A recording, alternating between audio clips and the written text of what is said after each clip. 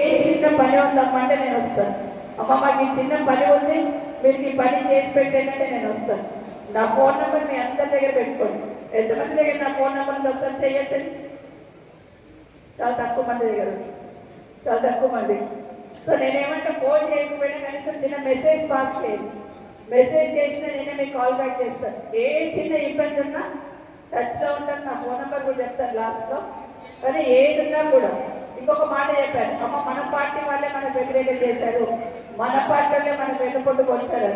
అట్లాంటి వాళ్ళు ఎవరైనా వాళ్ళని క్యాండిడేట్ చేయట్లేడు అమ్మ అని ఒక మాట చెప్పినా వాళ్ళతో మాట్లాడి నష్టం జరగకుండా చూసే ప్రయత్నం కూడా నేను చేస్తాను.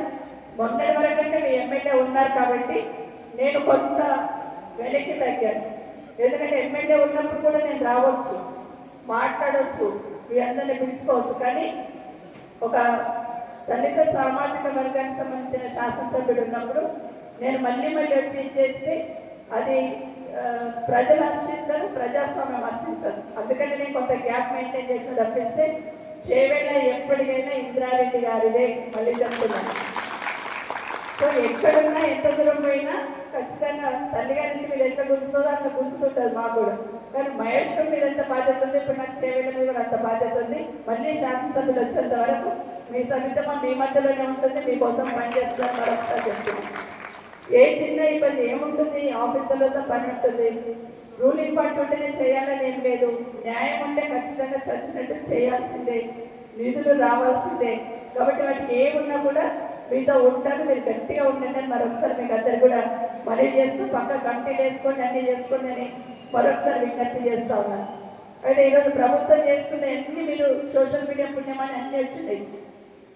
పత్రికా సోదరులతో పాటు సోషల్ మీడియాతో పాటు వితిన్ సెకండ్స్లలో తెలిసిపోతుంది ఏం చేస్తున్నారు. ఇప్పుడు మాట్లాడుతూ చెప్పారు కదా, ఒక్క అపార్ట్మెంట్ సంబంధించింది మాత్రమే పబ్లిసిటీ అయింది ఇప్పుడు. కానీ అదే మూసీ రివర్ ఫ్రంట్లో కొన్ని వేల కుటుంబాలను తీసేశారు. హైదరాబాద్ కొన్ని వందల కుటుంబాలను కూల్చేస్తున్నారు. ఏ సంబంధం లేకపోయినా, భూమి అవసరం లేకపోయినా భూమి గుంజుకునే ప్రయత్నం చేస్తున్నారు. ఇప్పుడే నేను రాజనాయకుని అడుగుతున్నాను, కొండగుట్ట దానికి సంబంధించిన భూమి తీసుకుంటుందని పేపర్లో చూశాను. అసలు ఎందుకు తీసుకుంటున్నారంటే తెలియదమ్మా, తీసుకుంటుంది గవర్నమెంట్. నేను ఇంకొక విజ్ఞప్తి చేస్తున్నా, గవర్నమెంట్ వచ్చి మీ భూమి తీసుకుంటామంటే సైలెంట్గా వాళ్ళు ఇచ్చేసే ప్రయత్నం చేస్తారు. కానీ అట్లా నోరు లేని వాళ్ళకి, అలాంటి వాళ్ళకి, ధైర్యం లేని వాళ్ళకి మనం వెనుకుండాల్సిన బాధ్యత మన మీద ఉంది. ఇప్పుడు కొండగుట్టకు సంబంధించిన వాళ్ళు ఇవ్వమంటున్నారు. ఇవ్వమన్నప్పుడు వాళ్ళకి ధైర్యం ఎవరు ఇవ్వాలి? మనమే ఇవ్వాలి. పోయి వాళ్ళ పక్షాన మాట్లాడి వాళ్ళ దగ్గర కూర్చొని వాళ్ళకి ధైర్యం ఇవ్వాల్సిన అవసరం ఉంది.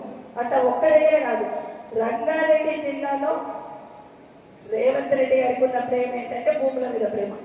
ఎక్కడ పోయినా భూములు తీసేసుకుంటున్నారు, అప్పనంగా అసలు దబాయించి తీసేసుకుంటున్నారు. దానివల్ల మన లాభం అంటే లాభం కూడా జరగట్లేదు. కాబట్టి దయచేసి మీ పక్షాన మనం గట్టిగా ప్రశ్నిద్దాం, గట్టిగా వాళ్ళ పక్షాన నిల్చుద్దాం. అయితే నిన్న మొన్న మాట్లాడితే ఎన్నికలప్పుడు ఏం చెప్పాడు, మున్సిపల్ ఎలక్షన్స్ అప్పుడు రేపే మున్సిపల్ ఎలక్షన్స్ కాకుండా రైతు బంధు చేస్తామన్నాడు. మున్సిపల్ ఎలక్షన్స్ అయిపోయింది, తర్వాత మళ్ళీ ఒక డేట్ పెట్టున్నాడు. ఆ డేట్ కూడా అయిపోయింది. మళ్ళీ మొన్న కూడా వేస్తాడు, అదే అయిపోయింది. మున్సిపల్ ఎలక్షన్స్ అయిపోయింది, మళ్ళీ జనవరిలోనే వేస్తాడు. ముందైతే జనవరి కాగానే జనవరి కొత్త సంవత్సరంలో వేస్తాడు. రెండోది మున్సిపల్ ఎలక్షన్ అన్నాడు. మళ్ళీ నిన్నగాక మళ్ళీ మొన్న వేస్తాడు. ఎప్పుడు చూసినా ఇది చెప్పుకుంటూ పోతా ఉన్నాడు. నాకు ఇప్పుడు రంగారెడ్డిలు కనిపించదు, నవాపేట వాళ్ళు. నేను పోయినసారి ఫిబ్రవరి నెలలో నవాపేట పోయినా, రైతులతో ఒక మీటింగ్ పెట్టినాం. ఇటనే చెప్తున్నా, రైతు బంధు వేస్తాను టైంకి. ఇప్పటికే 2 సార్లు ఎగ్గొట్టేసిండు. ఎప్పుడు వేస్తాడో ఏమని నేను అడుగుతా ఉంటే రైతు మాట్లాడుతున్నాడు. డెఫినెట్గా వేస్తాడు మేడం, మీకు అర్థమైంది. కానీ రేవంత్ రెడ్డి పక్కా వేస్తాడు, ఫిబ్రవరి 29 పక్కా వేసేస్తాడు మేడం అన్నాడు. ఫిబ్రవరి 29 వేస్తాడంట. నేను మైక్లో చెప్తున్నట్ల, మేడం మీరు వింటలేరు, ఫిబ్రవరి 29 వేస్తాడు పక్కా అంటున్నాడు. అంటే 29 వచ్చేది లేదు, రైతు బంధు చేసేది లేదని మామూలు రైతు చెప్తున్నాడు. ఇది రైతు కూడా అర్థమైపోయింది. ఏమంటే ఎలక్షన్స్ వస్తున్నాయంటే రైతు బంధు వేస్తాడు. ఇప్పుడు రైతు బంధు ఇప్పుడు వేస్తే మళ్ళీ 2 ఏళ్ళ దాకా ఎలక్షన్స్ లేవు, మళ్ళీ వేయొద్దని ఆలోచించి ప్రభుత్వం చేస్తున్నట్టుంది. ఖచ్చితంగా ఇవన్నీ కూడా గ్రామాలలో ప్రతి రైతు దగ్గర పోయి చెప్పడం. పవర్ సరిగ్గా వస్తలేదు, దయచేసి ఊళ్ళో రైతులను అడగండి. మీరందరూ రైతులే కాబట్టి సాయంత్రం 5:30 కాగానే పవర్ కట్ చేస్తున్నారట, 3 ఫేజ్ పవర్ వస్తలేదట. దయచేసి చూసుకోండి. ఎందుకంటే గతంలో కేసీఆర్ గారు ఉన్నప్పుడు 20 గంటలు ఇచ్చున్నాం. కానీ ఈ ప్రభుత్వం వచ్చినాక సాయంత్రం 5:30 కాగానే కట్ చేస్తున్నారు. దీన్ని ఖచ్చితంగా ప్రభుత్వాన్ని మనం ప్రశ్నించాల్సిన అవసరం ఉంది. దయచేసి ఇవన్నీ కూడా మాట్లాడే ప్రయత్నం చేద్దామని మీకు అందరూ కూడా మరొకసారి విజ్ఞప్తి చేస్తున్నా. ఇంకా చాలా ఉన్నాయి, వాళ్ళు ఇచ్చిన హామీని నెరవేర్చమని ప్రయత్నం చేద్దాం. ప్రతి అంశం మీద కూడా మనం ఫైట్ చేయాల్సిన అవసరం ఉంది. ప్రతిపక్షంలో ఉన్న గట్టిగా ప్రశ్నించి ప్రజలకు ఇప్పించే బాధ్యత మనం తీసుకుందామని మరొకసారి మీకు అందరూ కూడా తెలియజేస్తూ, శశిధర్ రెడ్డి గారికి ప్రెసిడెంట్ ఇస్తున్నాం. మీరు మున్సిపల్లో మంచి టీం ఉంది, ఇప్పుడు గెలవకపోయినా చాలా మంచి టీం వచ్చింది. మీరందరూ కూడా గట్టిగా ఒక కమిటీలో ఫామ్ అయిపోయి మీ కార్పొరేటర్ ఎవరైతే కౌన్సిలర్గా పోటీ చేసిందో వాళ్ళందరూ కూడా కనుక్కొని అందరూ కూడా ఒకే ఏజ్ టీం ఉన్నారు.